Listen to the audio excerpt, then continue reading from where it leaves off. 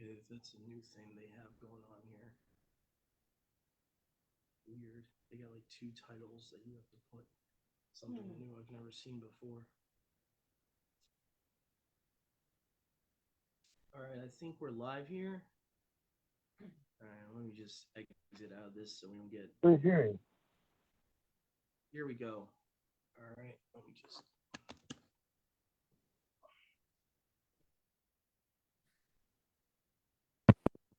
Second, hopefully this is connected. Here we go. Shabbat Shalom, everyone. I'm Brother Doug always with my mom, Sister Sharon next to me. We got Brother Dennis and Brother Yahusha. So we're going to be doing today a reading of the book of Ruth. We're going to be starting Ruth. Yahuwah willing, we should be able to get the first 3 chapters done today, but we'll see how Yahuwah leads us here and see what's going on here. So I think I'll start us off here in chapter 1.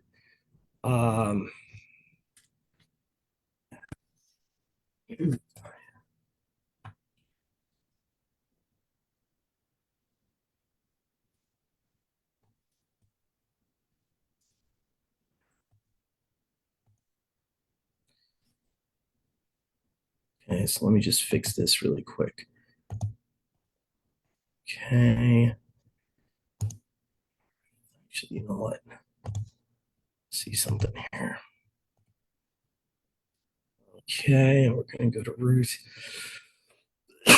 Excuse me. Sorry, everyone. Let's see here.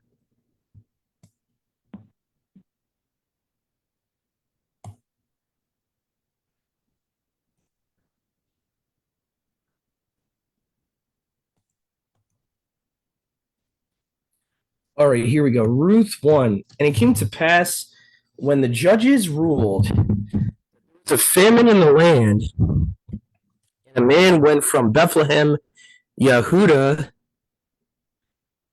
to sojourn. Whoops, I don't know why it's messing up like this. Guys, come on, bro. Go.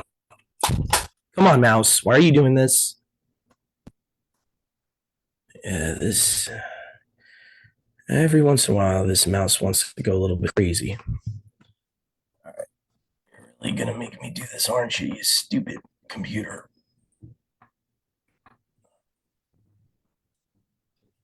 Are you doing this? Okay. Hold on a second. Shouldn't be doing that. It never does this. I don't know why it's acting like that all of a sudden. Okay. And it came to pass when the judges ruled that there was a famine in the land, and a man went from Bethlehem, Yehuda, to sojourn in the land of Moab, he and his wife and his 2 sons, and the man's name was Elimelech, and his wife's name Naomi, and the names of his 2 sons, Ma'alon and Chalion,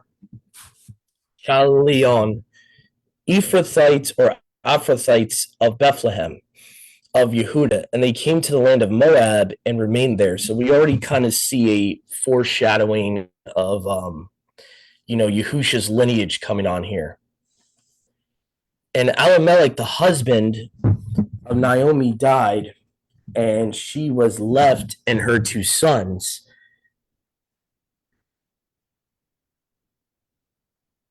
And they took themselves wives, women of Moab, the name of one Orpah, and the name of the second Ruth, and they dwelt there about 10 years.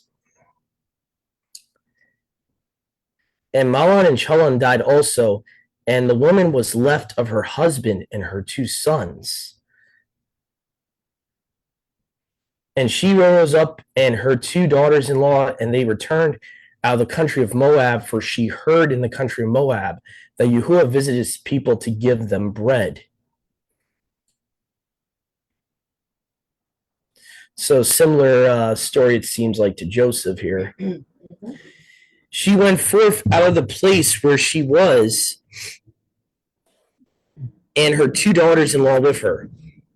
and they went by the way of the return to the land of Yehuda.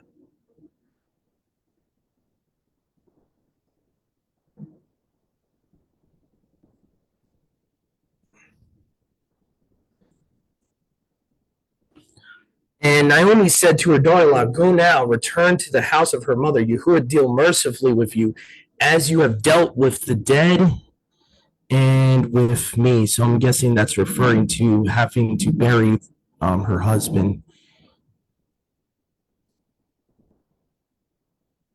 The two sons of Naomi.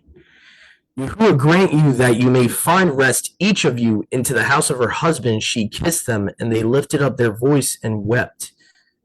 Oh, okay, so this might have been Naomi's husband that passed away. Okay. And they said to her, "We will return with you to your people." Naomi said, "Return now, my daughters. Why do you go with me? Now have I yet sons in my womb to be your husbands?" Okay, so their husbands did die as well. Okay. I was just double checking here. Okay. "Turn now, my daughters, for I am too old to be married. For I said, suppose I were married and I should bear sons."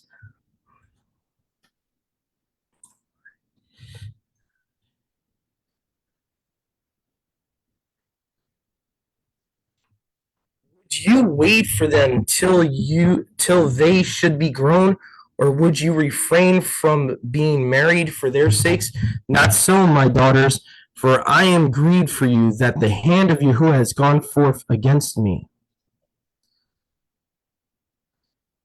And they lifted up their voice and wept again. And Orpah kissed her mother-in-law and returned to her people, but Ruth followed her. And Naomi said to Ruth, "Behold, your sister-in-law has returned to her people and to her mighty ones. Turn now you also after your sister-in-law." Okay. And Ruth said, "Entreat me now to leave you or to return from following you, for wherever you go, I will go. Wherever you lodge, I will lodge. Your people, my people, and your Alua, my Alua." So basically, she's saying, I want to be part of Israel, basically. "And wherever you die, I will die. Where there will I be buried, and Yahuwah do so to me and more also. For death shall divide between me and you." Okay. And Naomi, seeing that she was determined to go with her, ceased to speak to her anymore. And they went both of them until they came to Bethlehem. And it came to pass, when they arrived at Bethlehem, that all the city ran with them. They said, "Is this Naomi?" And she said to them, "Nay, do not call me Naomi, call me bitter, for the mighty one has dealt very bitter with me." And I think the Hebrew there, Masoretic would probably say Al Shaddai in the Hebrew there. "I went out full, and Yahuwah has brought me back empty. Why call you me Naomi, whereas Yahuwah has humbled me, and the mighty one has afflicted me?" Now, I'm just noticing a little difference here. I don't know if you caught that, Mom, but your version would probably say testified against me. No, mine says afflicted. Okay. No, I mean before afflicted. Oh, all right. The first part of yours would say, "Why do you call me Naomi, seeing Yahuwah has testified against me, Call me Mara. and the Almighty has afflicted me?" So I think yours would say afflicted at the end, but the first part is a little different. I think, does yours say humbled or testified? Let me just see. Because I think there is a difference there. Because the Almighty has made my life very bitter. I went away full, but Yahweh has brought me back empty. Okay. Yeah, it doesn't really say much of anything on those lines. Yeah. Okay, It says, so "Call me Mara," is what she said, okay. which we know means bitter. Okay. Go ahead, Brother Yahusha. No, I'll wait until after the reading. Yeah, let's see here. Where the heck is my pen? Oh, I have a pen here. Yeah, I just want to write that down. I want to make notice of when the Masoretic kind of has a major difference, because testified versus humbled is like a whole different concept. testify, meaning would you had something like she's basically blaming herself, you know, that she thinks it's her fault that she lost her husband and her sons, Mhm. you know, like it's because of her sin, like kind of like how Job like kept Yeah, thinking, yeah. or his friends kept telling him it's because of your sin you're going through this, that type of thing. So I think that's where the difference there is in the Masoretic is trying to like give the idea that Mhm. she thinks that it's her fault, or that Yeah, Yahuwah yeah. is like judging her, you know, Mhm. testified is Mhm. kind of like judging, it's giving a verdict, Mhm. or at least witnessing against someone. Um, all right. I think that's the main thing. Go ahead, bro. I think that's all I wanted to say about that. Um, I'm not sure what to make of this, but I think it's interesting. When you look at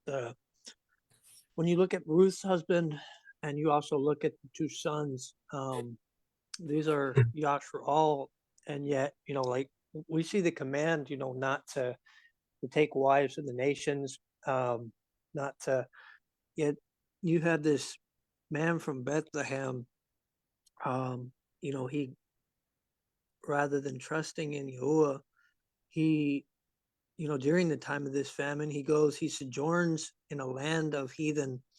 Um, he sojourns in Moab. Um, uh, and then you have his sons, after he dies, it's just his wife and his sons. And then they end up taking wives of the people of the land, um, you know, and then they die, so just interesting. I wonder if they were, um, I wonder if they ended up falling into pagan worship. I don't know. It doesn't say. I just think it's interesting that it doesn't really say much about them, but just by the fact that Mhm. they took these wives, they were already transgressing Yahuwah's commands. Even though this story is not really about them, just thought that was interesting, and not really sure what to make of it, if anything, But Yeah. Yeah. To your point, this right, the start of the chapter said this was at the time of the judges, right? Mhm. So this would have not been far off from the time of Samson and all that, Yeah. or Samuel and all that. So this is kind of like chronologically that same time Mhm. period. So I could definitely see what you're saying, even though it doesn't, like you said, say there in the text. That time period, Israel was being very wicked as a Yeah. whole. And I could see her, maybe Yahuwah doing that was because of the husbands, you know, catering to the wives of Moab and not really being men. I could see Yahuwah is showing them mercy and not killing them if they were actually, being the head of the house and saying, listen, you want to be married to us, you're going to have to convert. He could have Mm. spared them if that happened, but I could see it's possibly that they catered to the women, kind of like how Solomon catered to his wives and tried to do both. That's how it Mm. started out with Solomon. It wasn't just like straight to Baal worship. It was like, okay, I'm going to worship Yahuwah in my house, and I'm going to have a separate house for my wives and my Egyptian wife. And Yeah. it was like, it was a gradual apostasy. It was like, Mhm. and I could see that starting with Ruth's husband and the other girl's husband, that they didn't put their foot down, and Mhm. even if they didn't directly commit idolatry, they were allowing idolatry in their house. And Yahuwah, doesn't like that either. He doesn't like the women being head of the household. And I could see Yahuwah punishing Mhm. them for that too. Um, you know, just the fact too, they're not supposed to, like Brother Yahusha said, there's a command. If you go back to Deuteronomy, you're not supposed to make covenants with, those type of people. You're not supposed to marry their women, which they obviously, those two men did. So definitely Yahuwah had reason to do what he did, even if they weren't directly worshiping idols. You know, they're already transgressing his covenant. Mhm. so I Yeah, have so I a just question. Oh, sorry, go ahead, sis. I just also see though that with Ruth being such a having a I might might not use the right words here, but the pureness and the pureness of heart. Father had a plan for her. And I just wrote this down in my notes actually before we started that, you know what? Think about it. If Ruth had not been with Naomi and they had not gone to Bethlehem and she had not been grafted in, what about King David, right? I mean, King David was a product of Jesse. Jesse was a product of the grandfather and then the grandfather of Ruth and Boaz. So this whole thing is clear to me that where Ruth is concerned, this is definitely the Father's will in him putting all the little things in a row that needed to happen so that, we know that it was his will absolutely that King David be born and that he be utilized so strongly in the Father's eyes and in his plan. Yeah. So I just kind of felt like I wanted to bring that point out as well. Yeah. Yeah. That's a good point. Oh, go ahead. Go ahead, Brother Yahusha. So I have a question as to how are we to understand Deuteronomy 23:3 and Nehemiah 13:1 in regards to Ruth. Like, is it the generations coming from, Lot, starting from, or starting specifically from Moab, the person, up to the 10th generation? Or how do we understand this? Because then also too, it says, it doesn't, so it says the Ammonite and Moabite shall not enter into the assembly of Yahweh, even until the 10th generation, he shall not enter into the assembly of Yahweh, even forever. And then Nehemiah 13:1, in that day they read in the book of Moshe in the ears of the people, and it was found written in it that the Ammonites and Moabites should not enter into the congregation of Yahweh forever. So how do we understand that in regards to Ruth? And like, does it change when she becomes married to a Hebrew? Is she no longer considered a Moabite? Just have not quite understanding how those correlate. Well, I would say there's definitely 10 generations between Deuteronomy 23 and the book of Ruth. Just years wise, it would be 10 generations at least, if not more.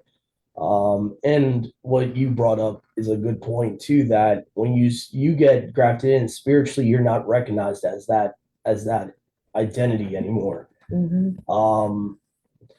I think Deuteronomy 23:3-4 has to be a limit on it, because like you said, you have to throw away the book of Ruth if it's forever. There's no there's no way to get around that. Her lineage is Messiah's lineage. So if we are to understand that as like the word really means forever, which I know some people argue, which I disagree. If you look at the Greek and the Hebrew for forever, it doesn't always mean forever. All you have to do is look into the original languages there. You can see that there's room for it being temporary. So if it is forever, eternity, then you have to throw certain books of scripture out. You have to throw the whole New Testament as far as Yahusha's lineage goes. You have to say you really have to reject the new covenant, quite frankly. So my only option here, just plain devil's advocate here, if you take the word forever that you really think it means forever, then you might as well be an old covenant only Israelite. If you understand that the word forever there in the Greek, it's eon, which can sometimes mean an age. In the Hebrew, olam can sometimes mean a specific age, doesn't always mean forever. If you understand that, then it makes more sense. It's talking about an age, a certain amount of generations. Then that is no longer no longer stands after the 10th generation. So in the 11th generation, they could marry a Moabite, which I'm pretty sure if we just looked at any type of Bible chronology chart, you could easily see that it's way past 10 generations by the time Ruth comes around. Deuteronomy was written right when Moses was still alive. That's right. Yep. So from Moses to the time of Judges to Ruth, it has to be at least 10 generations. Yeah. So, there, as far as I know, chapter 23, Moses is still alive writing that. So you even would still have a couple of generations from Moses to his death, even. You know what I'm saying? So that's how I would explain that to people, that it's way past 10 generations by the time Ruth is even born. So I don't think there's a discrepancy there. I think the problem, in my opinion, and I could be wrong, I'm not perfect, but in my opinion, I think we just have a misunderstanding because the English, they always translate it as forever from the Greek and the Hebrew. They never differentiate is the problem. So we look at that at face value, right? And we see the word forever and we think eternity, not realizing that word doesn't always mean forever. So that, to me, that's the bigger problem. And also, to Brother Yahusha's point, when you get grafted in, you're no longer considered a Gentile. Mm-hmm. So there is a loophole with that as well. But if they could never marry a Moabite, like I said, Yahusha's lineage is screwed. His lineage is screwed. And, so there has to be a cutoff point. There has to be. Yahuwah knew that he was going to have Yahusha go through, like, Yahuwah knows everything. He foreknows everything. He knows Yahusha's going to have to go through Ruth. So why would he make that eternal, canceling out the plan he had way before Deuteronomy happened? Does not make any sense. So if we look at the whole counsel of Scripture, my personal humble opinion, it can't mean how the translators have translated it as forever. It just can't. So it has to be an age. And I'll just show you guys what I'm talking about. If you look at the Greek and the Hebrew of that word, it can mean an age. It can also mean forever, but sometimes it's not always forever. Sometimes it's like a messianic age, a certain age or number of years. So let me just show you what I'm talking about here, just to show you I'm not making this stuff up. So we'll go to the Greek first. So let's go to the ABP plus here. Let me make sure I got this on my screen correctly. All right, so let's do that. So if you go here for what they translated as forever, the ABP at least is honest here and puts eon there. Okay. So at least they're being honest that it doesn't always mean forever. That's probably why you left it in the Greek as aeon or eon. So it says here aeon, it comes from the root G104, G165 is in the Strongs. It says properly an age. That seems to be the primary definition. By extension, perpetuity. So it could be by extension eternity, but it's not always eternity, if that makes any sense. So obviously we have to look at the context. And then it even says it can, in Judean thought, a messianic period. So, which obviously, obviously it's not talking about literally 1,000 years, but I'm just saying that, just showing you instances in its own definition of that word, that it's not always like perpetually forever. That just showing you that. So that's kind of the point why I'm showing you guys that. Now, if we go to the Hebrew, I'm pretty sure it's the same thing too. It doesn't always mean forever. So if we go to look for the word forever here, I think that's aeon. No, that's where the heck is it? It's supposed to be olam. Ad. Oh, here we go. Add olam. I forget. Sometimes the Hebrew does that in the linguistics. They'll add a word to it. Okay. Olam. Properly concealed, that is a vanishing point. Obviously, vanishing point means that there's an ending point. Generally, time out of mind, past or future, that is practically that is practically eternity. So, from what it seems like Strong's is saying, both words can mean eternity, but also can mean a certain length of time. So, I would choose to be congruently accurate so that scripture doesn't contradict itself. I think we have to assume in this particular instance that both of those words, whether Hebrew or Greek, mean a length of time. A vanishing point has to be a ending point, if that makes any sense. So that's personally what I believe. That's what I've always believed, because if not, like I said, we're going to have problems with the Brit Hadashah if we think that really means eternity, because, you know, she's in Yahusha's genealogy. I think what, Mom, Matthew 1? I think so. Or Luke Yes. 1? It's one of them. Yes. It's one of those genealogies. Yeah. No, she's actually Matthew in. gives you the whole genealogy. So, yes. Yeah. But anyway, so I don't know if that answers your question, bro, but that's the best way I could explain that. Yeah, in some ways, it does. Definitely some more that I got to meditate on. Yeah. I can definitely understand the confusion in that and why people believe that's the case and why they try to. There's this whole like almost urban legend that she was a Judean who was called a Moabite. I don't know if any of you guys ever heard of that, but certain camps out there will say she was like geographically a Moabite. Yeah. Like a lot of the certain Israelite camps out there try to promote that. And, you know, the only issue with that is the text doesn't say that. The text does not say that she was from the lineage of Daoud, you know, ethnically. So that's the only reason I can't really accept that theory, in my personal opinion, because I just don't see evidence for it in the text.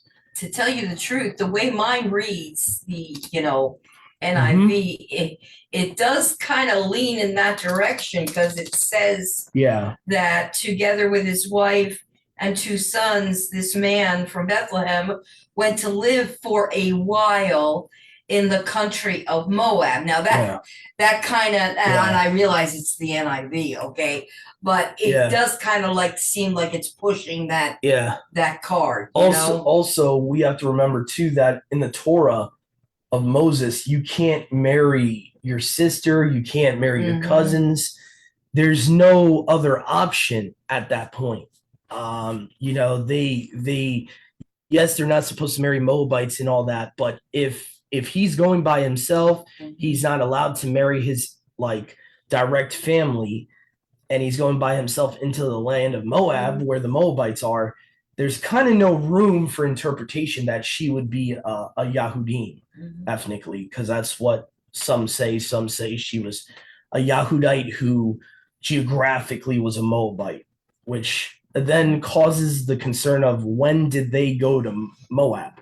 You know, when did that happen between the generation of Joshua and the later part of the book of Judges? Like from that gap of time, when did that happen? Right. Like, you know, because we have no evidence in scripture for that they would have, you know, what is it called, like relocate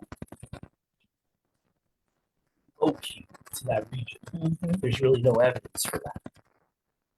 So, you know, that's the best way I could explain it. That's what I'm going with, is that it her generation would have been way off.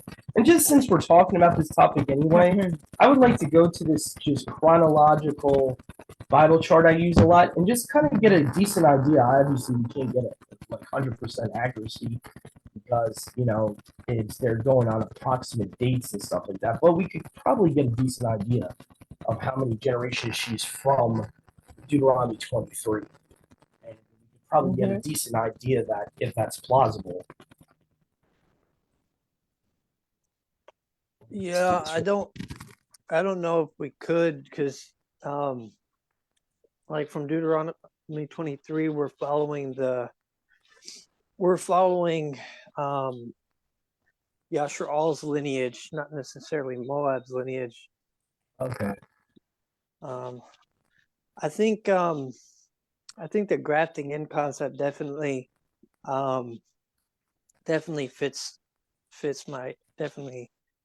fits the answer the best for me. I mean, Uh, what comes to mind is Acts 10:35, where it says, "But in every nation, he that fears him and works righteousness is acceptable to him." So she definitely seemed to cease to be a Moabite and become Yashral when she, she says, "Your Alua will be my Alua." That's right. Just curious here because I'm already seeing a huge gap of time between. I'm just curious for myself. See if just I understand what you're saying that we're talking about Moab, not Israel, but even if there's a big gap in time between Deuteronomy and the book of Ruth, I think that would suffice for myself. See, it's Deuteronomy 23. Actually given. So we're talking about see here. So I wonder why they have Deuteronomy. It's weird the way they have Deuteronomy. Oh, okay, I see. So 1406 BC, go all the way down to Ruth. Like, I think I've actually looked at the generations, like as far as from the time that command was given up until like those that would have the children that would have married Ruth, Naomi's sons, and I think I came up with far less than 10 generations, which is why this question was always brought up, like what was really being said here. But Yeah, yeah, yeah. It's very weird. It's very weird. Like I could see if he was talking about the Moabites and Ammonites as far as Lot all the way down, then it would make sense. But to your point, yeah, it's definitely not 11 generations to Ruth. So yeah, I guess the grafting in concept is what makes most sense. I could be wrong that it's less than 10 generations. I just, it's been a while since I've looked at it. I wouldn't take my word for it. Yeah, the problem is too, we don't know exactly when the command was given, so we're going on approximates here. I remember looking at it, and at least from Israel's side, coming up with less than 10 generations. However, that's why I say, like, I can't look at Israel's side, like, even though at least from what I remember, looking from when that command was given up until the sons that married those women was less than 10 generations. And I started like thinking like, okay, wait, what's going on? But then like, I was like, okay, well, that just because they're less than 10 generations doesn't mean that Ruth is less than 10 generations, especially with the fact that you have a lot of Hebrew men marrying younger women, older Hebrew men marrying younger women. So let's say like the men were 7 generations from the time that command was given. There's no reason why the 7th generation, couldn't marry like the 10th generation. You have men in that time marrying women like, 3 times younger than them. That's true. So, Yeah, that's the hard part. Yeah, it's definitely like as far as Israel's concerned, yeah, it definitely wouldn't work because it's like 400 to 500 years later, but according to that chart. But yeah, if like you said, if the women of Moab were younger, or however, you could have the 10th generation marrying the 6th or 7th generation. So we don't even know about that either. So, but it would fall short if we looked at Israel's lineage. It would fall about like 5 generations short, depending on what a generation is too. That's a whole other topic. How many years is a generation? Is it still 100 years for a generation? Yeah. In David's time, like a lot of people take that verse to mean 70 or 80 years as a generation.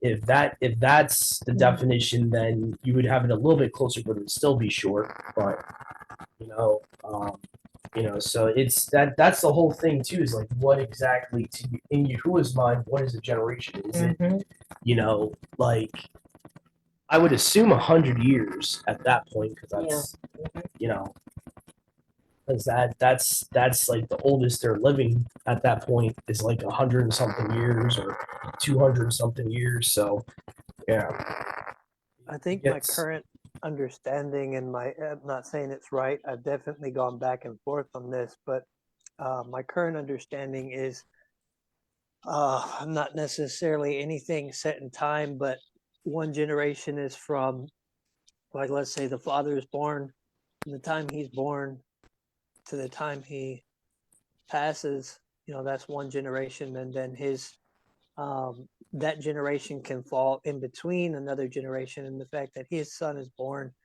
and so you have his son, from the time his son is born to the time his son dies. So you can kind of have a generation within a generation, um, like if that makes any sense. Yeah, definitely. That's kind of what I was thinking. It was like it has to go from father to son, father to son, father to daughter, or whatever.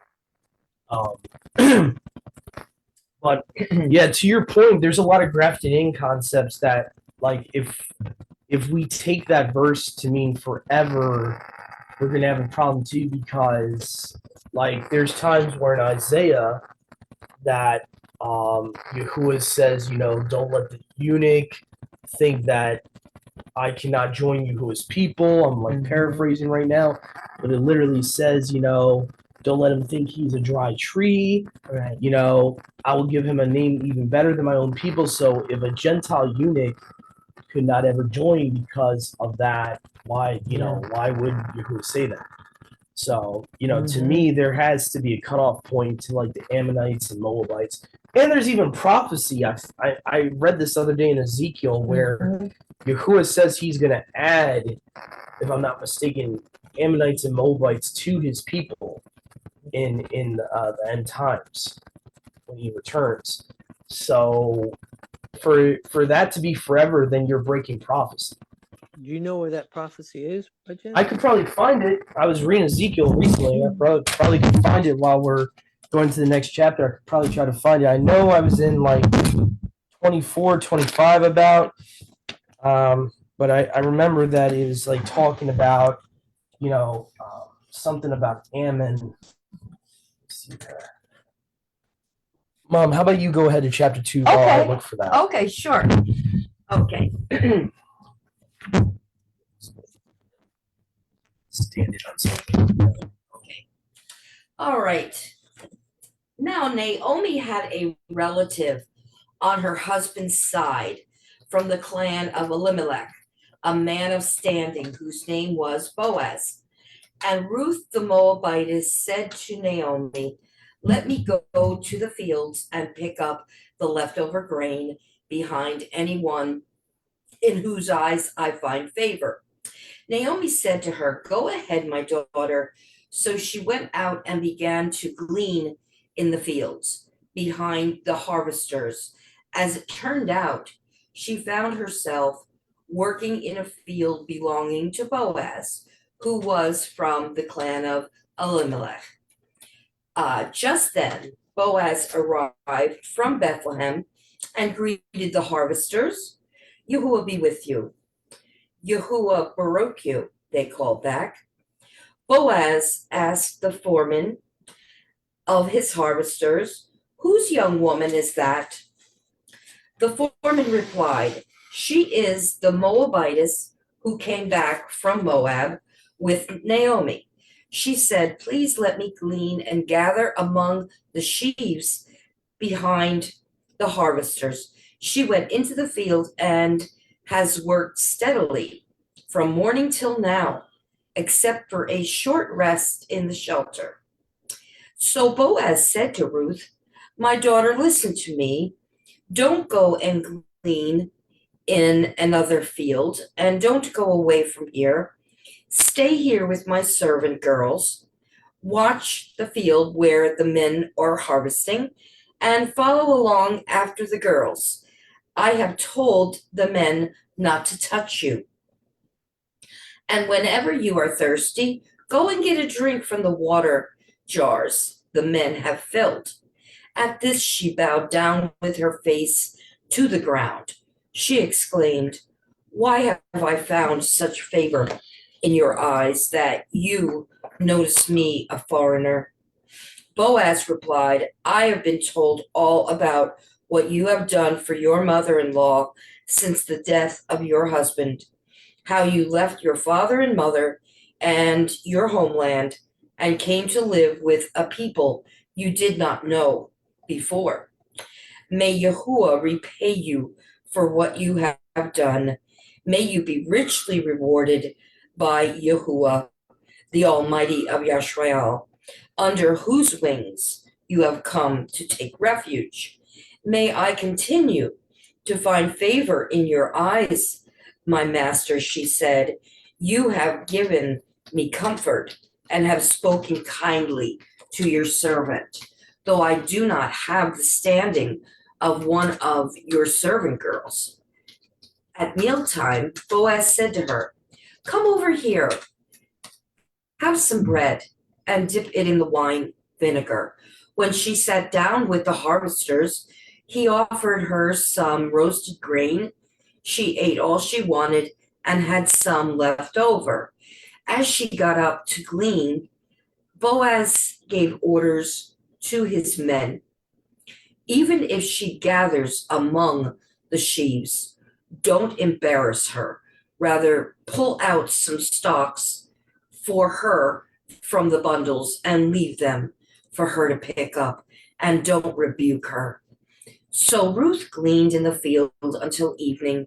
Then she threshed the barley she had gathered, and it amounted to about an ephah. She carried it back to town, and her mother-in-law saw how much she had gathered. Ruth also brought out and gave her what she had left over after she had eaten enough. Her mother-in-law asked her, Where did you glean today? Where did you work? Baruch be the man who took notice of you. Then Ruth told her mother-in-law about the one at whose place she had been working. The name of the man I worked with today is Boaz, she said. Yahuwah Baruch him, Naomi said to her daughter-in-law. Yahuwah has not stopped showing his kindness to the living and the dead. She added, That man is our close relative. He is one of our kinsman redeemers.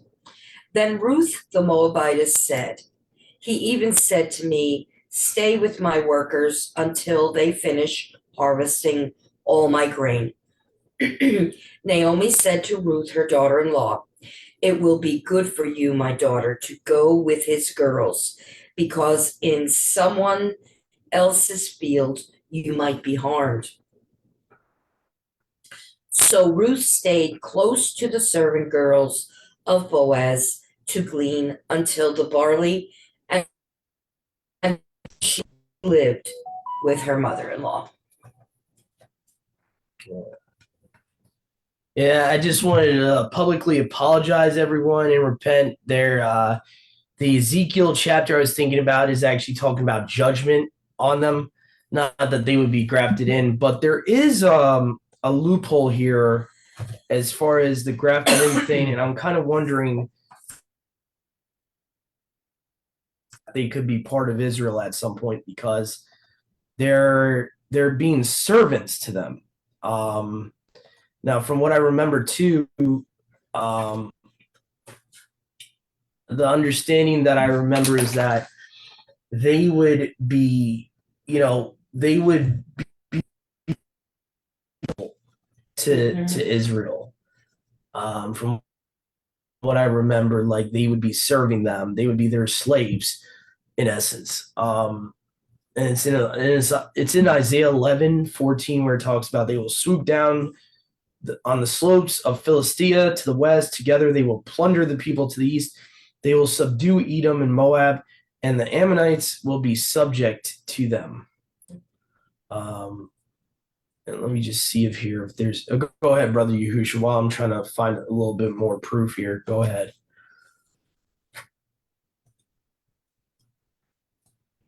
There's a lot of interesting things in chapter 2 for it. So hold on, let me find where that.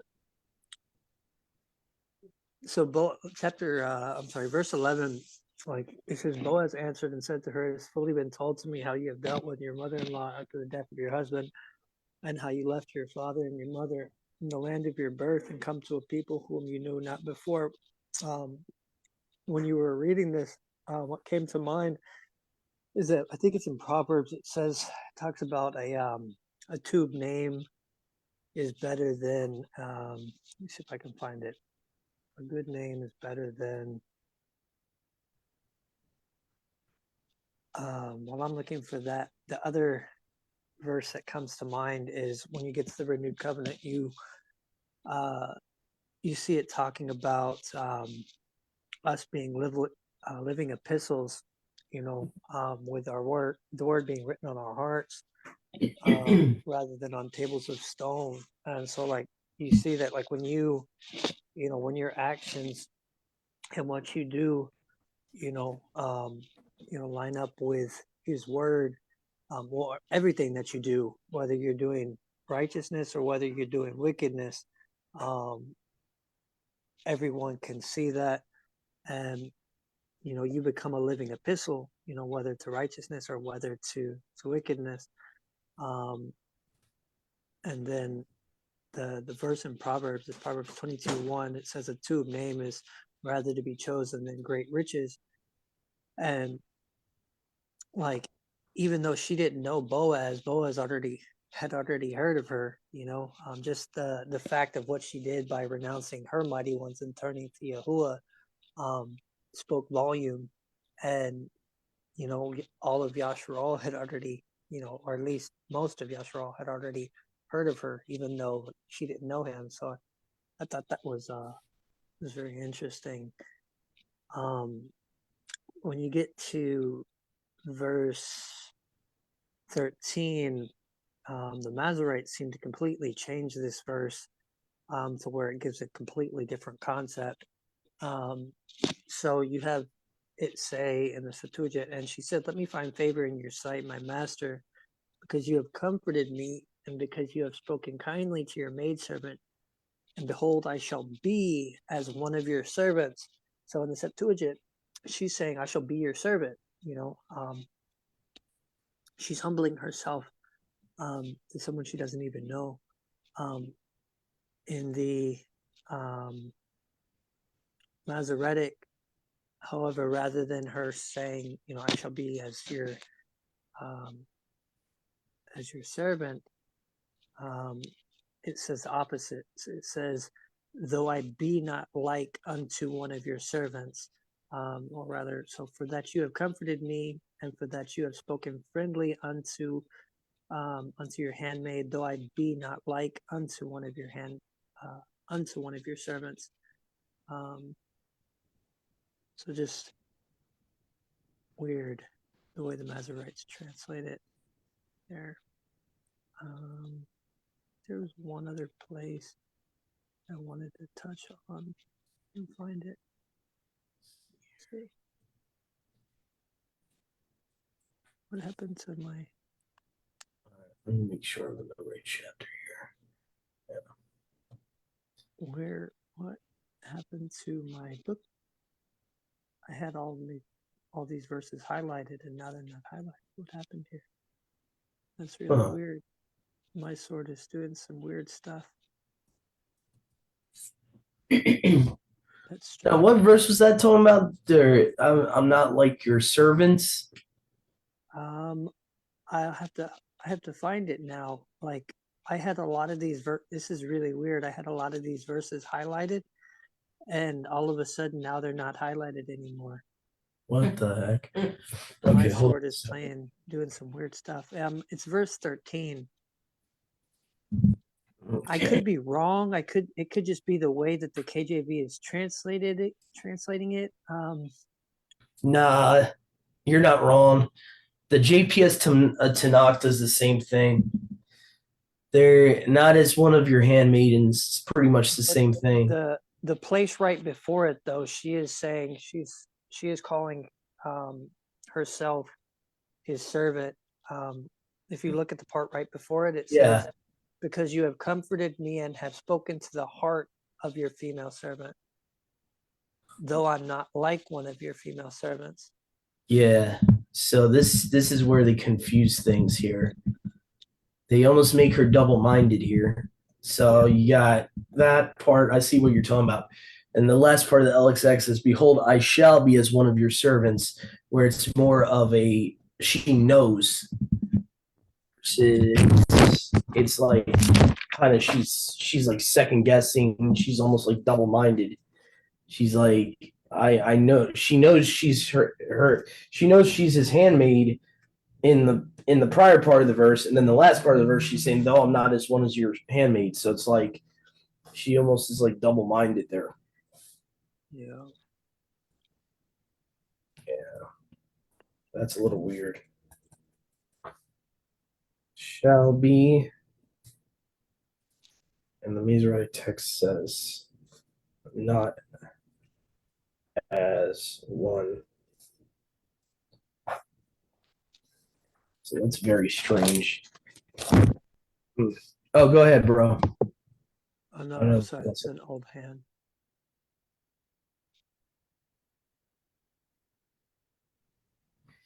Yeah, that's why I was trying to use the JPS Tanakh for the Masoretic, because I know that they're not gonna. They most likely don't deviate when I'm comparing this stuff. So if the KJV is translating it weird, the JPS Tanakh will usually show it. Their Jewish Old Testament. So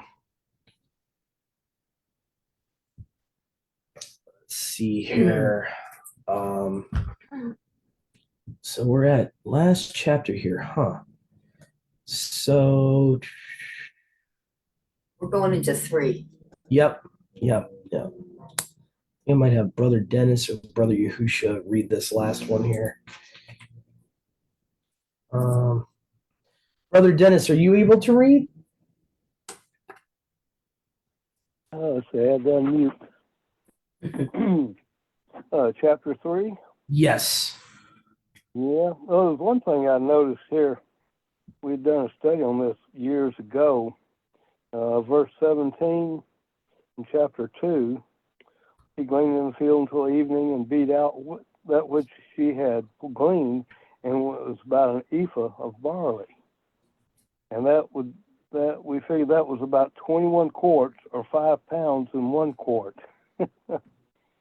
Hmm. Yeah. Say that again. That was about. Could you repeat that one more time? Oh, that an ephah of barley equals about 21 quarts, or let's see, 5 gallons in 1 quart. 5 gallons. Well, that's a 5 lot. gallons in 1 quart. That's a lot. Wow. Yeah. I tell you, I think people were a lot stronger back then than they are now. I believe it. You know, they've been trying to destroy us for a long time. Okay, let's see. Chapter 3. You there, Doug? Yes, brother. Okay. All right. And Naomi, her mother-in-law, said to her, "My daughter, should I not seek rest for you, so that it is well with you? And now is not Boaz, with whose young women you have seen, have been our relative. See, he is winnowing barley tonight at the threshing floor. And you shall bathe and anoint yourself, and put your best garments on, and go down to the threshing floor. Do not make yourself known to the man until he has finished eating and drinking. And it shall be, when he lies down, that you shall notice the place where he lies, and shall go in and uncover his feet, and lie down, and let him make known to you what you should do. And she said to her, all that you say to me I do. And she went down to the threshing floor and did according to all that her mother-in-law instructed her. And Boaz ate and drank, and his heart was glad, and he went to lie down at the end of the heap of grain. And she came softly and uncovered his feet and lay down. And it came to be at midnight that the man was startled and turned himself and saw a woman lying at his feet. And he said, who are you? And she answered, I am Ruth, your female servant. Now you shall spread your covering over your female servant, for you are a redeemer, close relative. And he said, what rock are you of Yahuwah, my daughter? For you have shown more kindness at the end than at the beginning, and not to go after young men, whether poor or rich. And now, my daughter, do not fear. All that you say I do for you, for all the people of my town know that you are a capable woman. And now it is true that I am your Redeemer. However, there is a Redeemer nearer than I. Stop over tonight, and in the morning it shall be that if he does redeem you, let him do it. But if he is not pleased to redeem you, then I shall redeem you as Yahuwah lives. Lie down until morning. And she lay at his feet until morning, and she arose before one could recognize another. And he said, let it not be known that the woman came to the threshing floor. He said, bring the shawl that is on you and hold it. So she held it, and he measured 6 measures of barley and laid it on her, and she went into the city. And when she came to her mother-in-law, she said, is that you, my daughter? And she explained to her all that the man had done for her. And she said, he gave me these 6 measures of barley, for he said to me, do not go empty-handed to your mother-in-law. And she said, wait, my daughter, until you know how the matter falls, for the man is not going to rest until he has completed the matter of this day.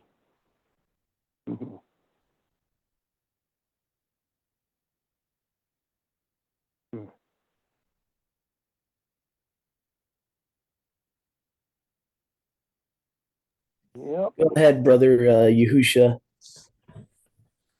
Um,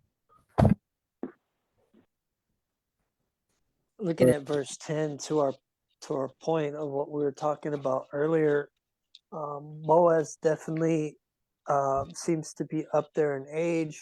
He says, Yeah, for sure. for you have made your latter kindness greater than the former, and that you followed not after young men, whether it be poor or rich. So he's definitely not a young man. Yeah. So interesting. He would have at least then, I would say, at least be in his, I would say, 70s then at least, or possibly to the end of his generation, possibly. 'Cause I don't think men would even have children earlier than that in those days. Trying to think, how old was Masha when he had Gershom? Wasn't he like at least 70, 80 years old? Yeah, I think he was That he was 40. He was 40 when he fled into the wilderness. How old was he when what? when he had his first son Gershom, how old would he have been? okay. Like 70? I'm thinking probably between like 60 and 70. Yeah. Yeah, so Yeah. Boaz couldn't have been any younger than that. So yeah, to brother Yahusha's point, that's the way Hebrew culture was. Men were not getting married at 20 years old, usually. That was kind of more of a modern thing where as soon as you get out of your parents' house, you should be married and this and that, and Yeah. you graduate college, you get kicked out of your parents' house, and then you get married at 25, 30. You really don't see that in in the scriptures. Yeah. Back then, This, they would usually build a house, a dwelling, on their father's property before they would do that. Yeah. Yeah, like the marriage age from what I remember looking in the Tanakh a couple of times, just like reading through the whole Bible, is like you really the average marrying age for men is like 60 to 70 years old. And even in Yahusha's time, I think the youngest use of his stepdad would have been like maybe what 40s, mom? Yeah. Like 40s, 50s, the women were young, but the men were usually Right. not Mhm. not not that young when they got married. They I think that's just a whole different culture thing that we just fully don't understand because we're taught to, as soon as you leave the nest, quote unquote, get married. You know, that's just something I've noticed in scripture. I could be wrong. There could have been maybe young men getting married in Israel that we just don't see a lot, but like for the most part, young adulthood, they're really not getting married. Especially the men. Go ahead, brother Yahusha. that was an old hand, but I was seeing something, not really, this, not, even though it doesn't say it, this man, this close relative that's closer than Boaz, um, it just, it's, it reminded me that you had the command that when the person would not, refuses to be the kinsman redeemer, doesn't it say that you're to take the guy's shoe off and spit on him, and that whole thing? Yeah, yeah, So that's actually, yeah. I think actually it's supposed to be even more specific, like your brother's wife. I wonder if I think it is true with the Kingsman Redeemer, but I think originally it was talking about, right, if you don't want to take your brother's wife or your brother died, you get spit in the face. Yeah. Yeah. Yeah, that. So I kind of wonder if this guy was like the first guy was directly related to her first husband. It's just a speculation, but I kind of wonder because I actually want to look up that command because I could have swore it's even more specific than a kingsman, that it's for like if your brother died and he had a wife.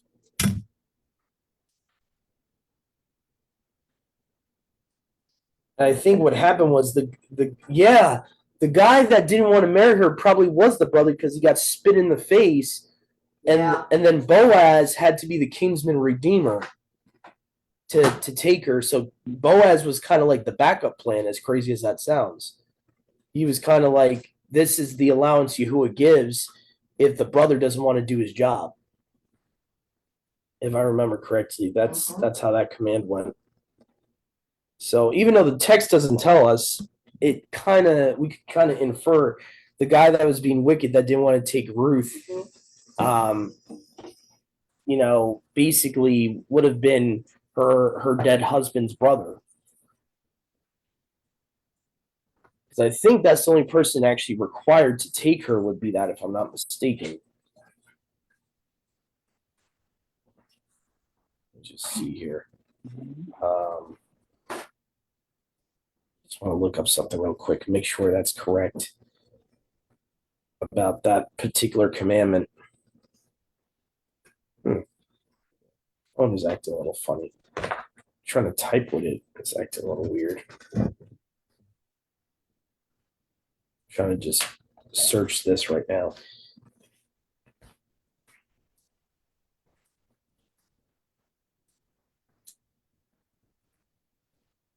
It's acting weird like that.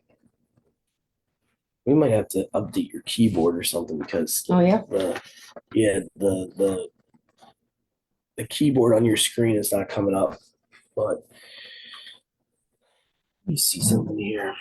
I want to look up this command real quick because I want to be very careful I'm not misspeaking here about this command about if I know you have to put your finger on the line in order for the keyboard to come up. I already did that. Oh, you did? I'm doing that. Yeah. If the brother of her dead husband does not want to marry her. And I could have swore it's in Deuteronomy where it talks about this. Yeah. This is the verse I'm thinking of here. Deuteronomy 25:5 says, if brothers are living together and one of them dies without a son, his widow must not marry outside the family. Her husband's brother shall take her and marry her and fulfill the duty of a brother-in-law to her. And then he goes throughout the whole chapter talking about, if I'm not mistaken, what happens if he doesn't want to do it. Then they take his sandal and they spit in his face. Yeah. Which happens to this guy that didn't want to take Ruth. So I'm kind of like putting two and two together here. We read a little bit about that in the next chapter. Yeah, this is what I'm talking about is Deuteronomy 25:7.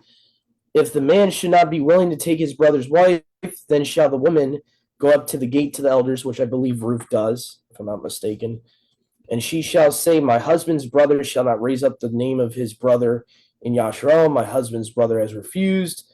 The elders of the city shall call him and speak to him, and he stand and say, I will not take her.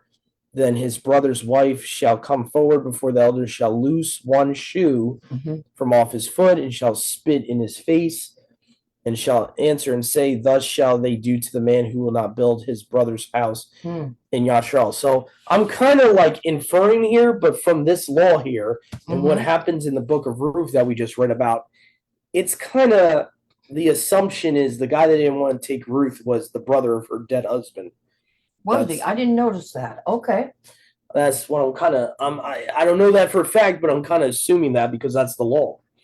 So that's kind of what the law says to do. So if they're being righteous Israelites, then that's who he would have had to be in relation to her dead husband. Because it does not say that anyone else is required to marry her, if you see what I'm saying. It's just talking about the brother of her husband. So I don't know. Maybe I'm reading too much into that, but I think that's what it would have to be. Go ahead, Brother Yahusha. Oh, yeah, he does say nearer. Yeah. No, it's an old hand. Okay. Yeah, I mean, the guy that didn't want to take her has to be the brother of her deceased husband. I think that's the only way that they could actually do to him what they did to him. You see what I'm saying? It wouldn't have been righteous for them to do that to, let's just say someone that's a cousin of his. Right. Yeah. This is carried on his inheritance. Yeah, so like the brother's the only one required to do that. The kinsman is kind of like a backup plan. What the kinsman is. Yeah. A kinsman redeemer law is attached to that, and the kinsman redeemer is supposed to be someone that basically, if the brother doesn't do what he's supposed to do, and that's the type of thing. So Boaz was the kinsman redeemer. He stepped up, and that's what was going on with that. But yeah, you won't fully understand the book of Ruth if you don't know the Torah.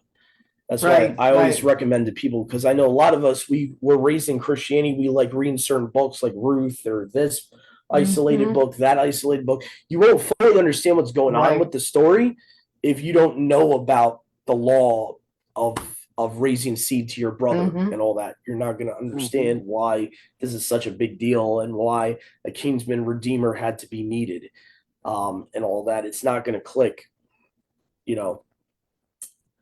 That's why I really recommend reading the Bible in order, in chronological order, because then it makes sense what's going on here. So yeah, there was a lot of stuff. I got a lot of stuff out today. Like I didn't even realize before that the Book of Ruth tells you when this is happening. Like this story, right in chapter 1, it says, "In the days of the judges." Right. It actually Exactly. tells you, like, Mhm. Yes. so that's something I always read past, never paid much attention Yeah, me to. too. So it gives you the timeline really of when this is happening. So, that it's kind of hard not to put that in the right order in an introduction to a translation because it tells you when it's happening. Um, but yeah, I noticed too in verse 10 here in chapter 3, where it says in the Masoretic, it will say, "Baruch be you of Yahuwah, my daughter."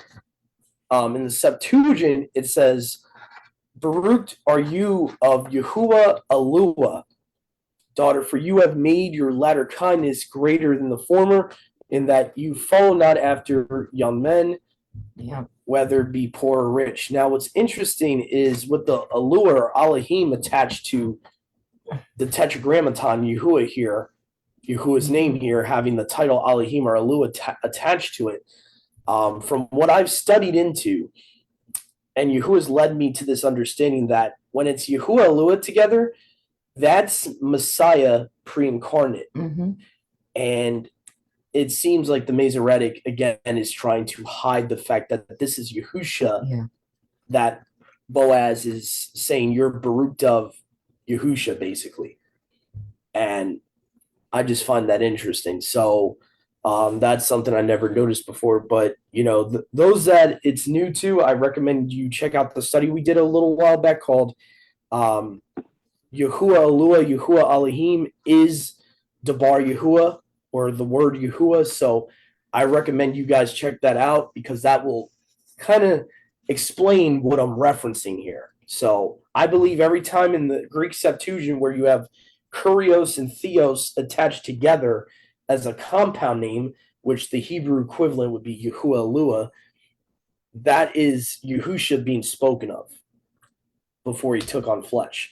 Same thing with Yahuwah Sabayut, Yahuwah of armies, and all the other titles he had in the Tanakh. So this, I believe, this is the Septuagint kind of showing the second role of the us in Genesis 1 being referenced to here. The second role of the Almighty here. So I just thought it was interesting just to point that out.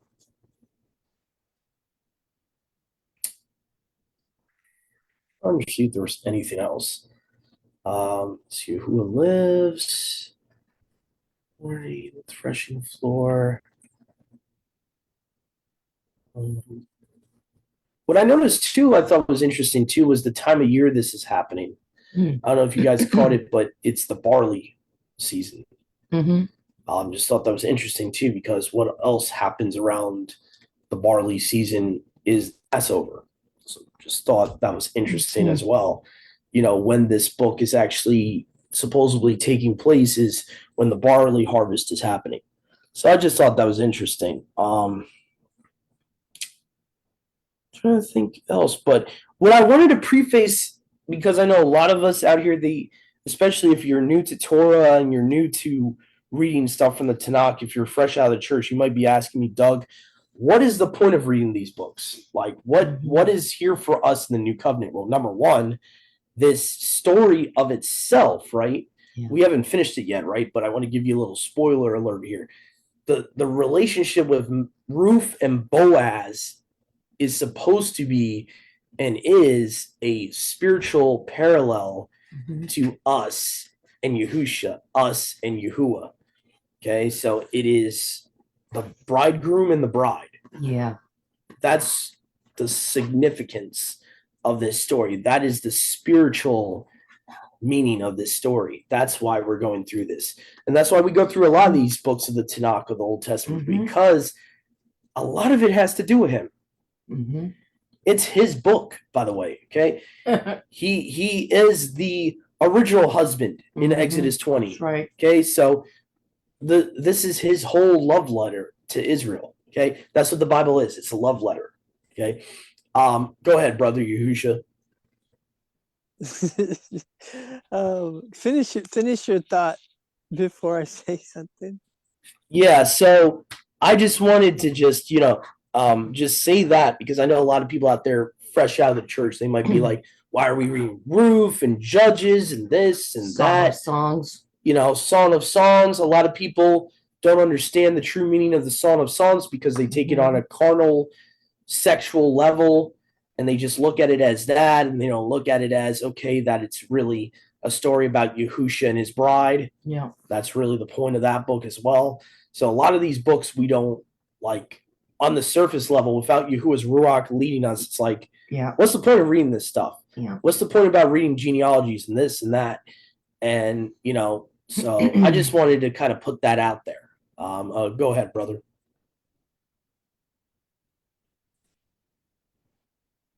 I was gonna make a joke, but I don't think it's I'll wait until we're off. Okay, I got you. Gotcha. All right. Well, hopefully all you guys watching out there that were listening to us, and hopefully you got something out of it. Hopefully this was edifying today for all of you out there. All of our brothers and sisters out there, have a great rest of your Sabbath, your Shabbat. If you guys, any of you guys out there, I always say this, any of you who is people, Yahusha's people out there that need fellowship, please reach out. Don't be ashamed to reach out. Please reach out if you're looking for fellowship. If not, I just want to say have a great rest of the Sabbath, and Yahuwah willing, see you next time. I just wanted to make a special announcement. I have a couple of interesting studies that Yahuwah has led me in this ministry to work on. Yahuwah willing, soon we will be doing a defense for dinosaurs in the scripture and why I believe dinosaurs are created by Yahuwah and they're not fake.